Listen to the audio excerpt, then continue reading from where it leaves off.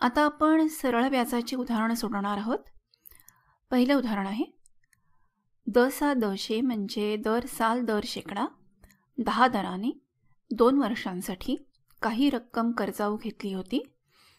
कर्ज फेड करताना 1920 किंवा 1920 रुपये रास परत केली तर किती रक्कम कर्जाऊ घेतली होती? आता गणितामध्ये रास दिलेली आहे. 1920 ही रास आहे. मग राशीसाठी कुठलं सूत्र असतं? तर राशीसाठी असं सूत्र असतं, रास बरोबर मुद्दल अधिक व्याज. मुद्दल आणि व्याज दोन्ही मिळून जे होते ती रास होते. आणि व्याजासाठीचं जे सूत्र आहे ते आहे स बरोबर मदक भागिले 100. स म्हणजे इथे सरळ व्याज आहे, कारण आपलं हे जे उदाहरण आहे हे सरळ व्याजाचं आहे. आणि म म्हणजे मुद्दल, द म्हणजे दर आणि क म्हणजे काळ किंवा मुदत. तर आता इथे आपल्याला रास बरोबर मुद्दल अधिक व्याज हे जे आपलं पहिलं सूत्र आहे त्या सूत्रामध्ये व्याजाच्या ऐवजी मी जर मदक भागिले 100 असं लिहिलं तर मला राशीचं सूत्र असं दिसणार आहे, रास बरोबर म अधिक मदक भागिले 100. हे झालं माझं रास काढण्याचं सूत्र. आता इथे मी रास काढण्याचं सूत्र का वापरलंय? कारण की या उदाहरणामध्ये रास दिलेली आहे, म्हणून रास काढायचं सूत्र काय? इथून मी गणित सोडवायची सुरुवात केली. आता गणिताकडे नीट पाहूया. आपल्याला काय दिसतंय की दसा दशे 10 दराने म्हणजे दर हा 10 आहे. प्रत्येक वर्षी दर शेकड्यासाठी 10 हा व्याजाचा दर आहे, तो द झाला. आणि 2 वर्षांसाठी म्हणजे क आहे तो 2 झाला. आणि 1920 रुपये ही रास आहे, ते तर लिहिलेलंच आहे. म्हणजे आता सूत्राकडे पहा, रास आहे, द आहे आणि क आहे. काय दिलेलं नाही आहे? तर म दिलेला नाही आहे, म्हणजे मुद्दल दिलेलं नाही आहे. आपल्याला प्रश्न विचारला की कर्ज फेड करताना 1900 रुपये रास परत केली तर किती रक्कम कर्जाऊ घेतली होती? किती रक्कम कर्जाऊ घेतली होती म्हणजेच मुद्दल किती होतं. तर हे मुद्दल आपल्याला काढायचं आहे. आपण आता याच्या सगळ्या किमती पाहिल्या, दच्या, कच्या, राशीची किंमत, त्या सर्व किमती या आपण सूत्रामध्ये टाकूया. म्हणजे आपलं सूत्र असं दिसेल, 1920 बरोबर म अधिक म गुणिले 10 गुणिले 2 भागिले 100. मुद्दल जे काढायचं आहे म, तिथे मी म तसाच ठेवला आहे कारण मची किंमत मला माहिती नाही आहे. आता हे जे समीकरण आहे हे समीकरण सोडवलं की मला मचं उत्तर मिळणार आहे, म्हणजेच मला मुद्दल काढता येणार आहे. म्हणजे आता माझं गणित काय झालं? आता माझं गणित हे समीकरण सोडवण्यासारखं झालं. एकचल समीकरणं आपण जशी सोडवतो तसंच आता हे उरलेलं गणित आहे. तर आपण सोडवूया समीकरण सोडवतात तसं. उजवीकडे अंशामध्ये पाहिलं तर असं दिसेल म गुणिले 10 गुणिले 2, म्हणजेच याचं उत्तर येईल 20 म. आता मी असं करते की बाजू दोन्ही अदलाबदल करते, जे उजवीकडचं आहे ते डावीकडे आणि डावीकडचं आहे ते उजवीकडे लिहिते. म्हणजे मला येईल म अधिक 20 म भागिले 100 बरोबर 1920. दोन्ही बाजूंची मी अदलाबदल केलेली आहे, त्यामुळे माझा म डावीकडे येईल. आता आपल्याला दिसतं आहे की डावीकडे आहे 20 म भागिले 100.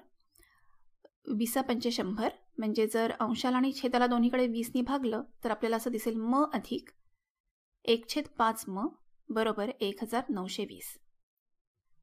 आता जर आपण पाहिलं तर आपल्याला दिसेल की म अधिक 1/5 म किंवा 1/5 म, जेव्हा एखाद्या चलाच्या आधी कुठलाही अंक लिहिलेला नसतो त्यावेळेला तो कोणता अंक असतो?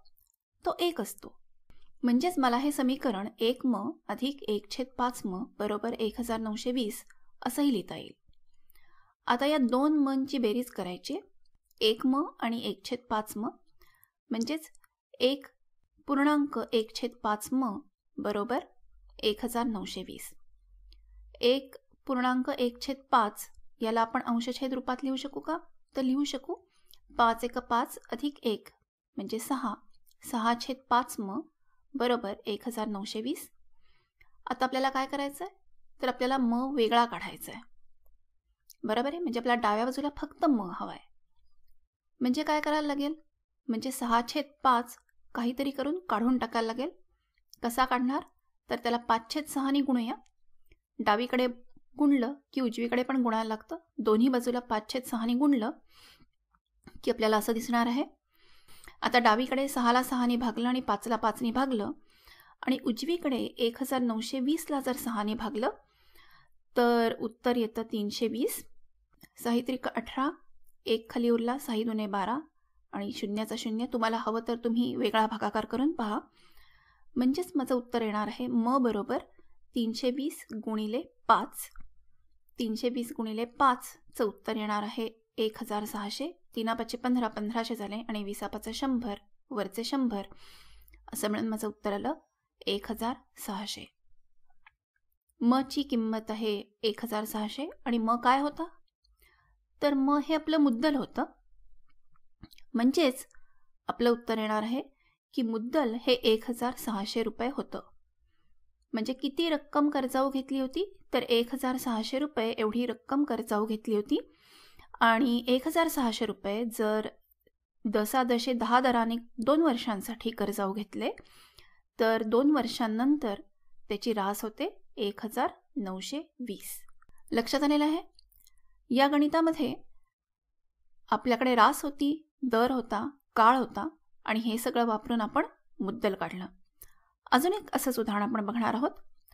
पुढचं उदाहरण आहे 10/8 दराने 4 वर्षांसाठी काही रक्कम कर्जाऊ घेतली होती.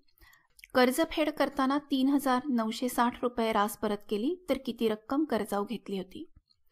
आधीच्या गणितासारखंच गणित आहे. आपल्याला राशीचं सूत्र माहिती आहे, रास बरोबर मुद्दल अधिक व्याज. आणि व्याजाचं सरळ व्याजाचं सूत्र आहे मदक भागिले 100. आपल्याला माहिती आहे स म्हणजे काय, म म्हणजे काय, द म्हणजे काय आणि क म्हणजे काय. आता दुसरं सूत्र जे आहे व्याज काढण्याचं, ते सूत्र जर पहिल्या सूत्रामध्ये घातलं म्हणजे व्याजाऐवजी जर दुसरं सूत्र लिहिलं तर आपल्याला राशीचं सूत्र असं मिळतं रास बरोबर म अधिक मदक भागिले 100. आता आपण गणिताकडे जर नीट पाहिलं तर आपल्या लक्षात येईल की दर जो आहे 10 तो 8 आहे आणि काळ मुदत जी आहे तो आहे 4 वर्ष. काळ 4 वर्षांचा आहे आणि आपल्याला रास दिलेली आहे. इथे लिहिलेलं आहे 3960 रुपये ही रास आहे. आता या सगळ्या किमती जर आपण आपल्या सूत्रामध्ये घातल्या तर आपल्याला असं दिसेल 3960 बरोबर म अधिक म गुणिले 8 गुणिले 4 भागिले 100. आता म इथे काय आहे ते माहीत नाही आहे. आपल्याला म म्हणजेच मुद्दल म्हणजेच किती रक्कम कर्जाऊ घेतली होती ते काढायचं आहे. आता उजव्या बाजूला जर अंशामध्ये पाहिलं तर म गुणिले 8 गुणिले 4 दिसत आहेत. त्याचा जर गुणाकार केला तर आपल्याला 8×32 म्हणजे 32 म असा अंश मिळेल. आणि मी इथे दोन्ही बाजूंची अदलाबदल करणार आहे म्हणजे मला असं मिळेल म अधिक 32 म भागिले 100 बरोबर 3960. डावीकडच्या गोष्टी उजवीकडे लिहिल्या आहेत आणि उजवीकडच्या डावीकडे लिहिलेल्या आहेत. त्याच्यामुळे काही समीकरणात फरक पडत नाही, समीकरण तसंच राहतं. आपल्याला फक्त हे समीकरण सोडवायचं आहे आणि समीकरण सोडवलं एक चल समीकरण की आपल्याला उत्तर मिळणार आहे. आता म अधिक 32 म भागिले 100 असं आहे. इथे पहिल्या मच्या आधी काही अंक नाही आहे म्हणजेच तिथे कुठला अंक असतो? 1 असतो. म्हणजे आता आपल्याला असं मिळेल 1 म अधिक 32 म भागिले 100 किंवा 32/100 म बरोबर 3960. आता दोन्ही मची बेरीज केली तर आपल्याला मिळेल 1.32/100 म बरोबर 3960. 100 × 100 अधिक 32 म्हणजे 132/100 म बरोबर 3960.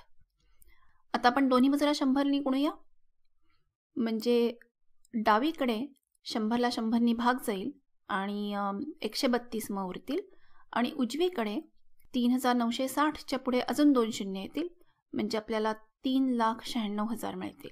आता आपल्याला म एकटा काढायचा आहे, वेगळा काढायचा आहे म्हणजेच आपण 132 आपल्याला नको आहेत डाव्या बाजूला. डाव्या बाजूला जर 132 नको असतील तर आपण दोन्ही बाजूंना 132ने भागू म्हणजे तो 132 निघून जाईल. दोन्ही बाजूला 132ने भागल्यावर डावीकडे राहील फक्त म, उजवीकडे येईल 3,96,000 भागिले 132. 100 त्रिक 300 होतात आणि 32 त्रिक 96 होतात म्हणजे 3चा भाग लागलाय म्हणजे आपलं उत्तर येणार आहे 3000. म्हणजे म बरोबर 3000 आणि म हे काय होतं तर म हे मुद्दल होतं. म ही रक्कम कर्जाऊ घेतलेली होती, म्हणजेच मुद्दल आहे 3000 रुपये. पुन्हा एकदा इथे आपल्याला रास दिलेली होती, दर होता, काळ होता, हे सगळं वापरून आपण मुद्दल काढलेलं आहे.